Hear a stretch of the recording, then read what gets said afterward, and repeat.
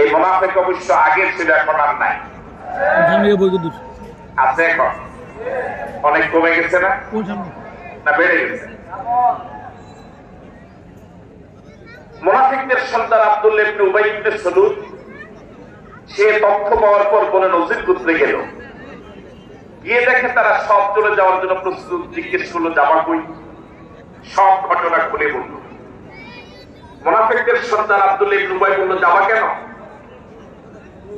মুহাম্মদ যদি তোমাদেরকে বিতাড়িত করে, দেশ থেকে বিতাড়িত করে দেয়, তোমাদের প্রতি মায়া এবং দরদে আমরাও তোমাদের সাথে দেশ থেকে চলে যাব। আর যদি তোমাদের সাথে লড়াই বাঁধে, তাহলে আমার কাছে 2000 সেনা আছে। কয় হাজার?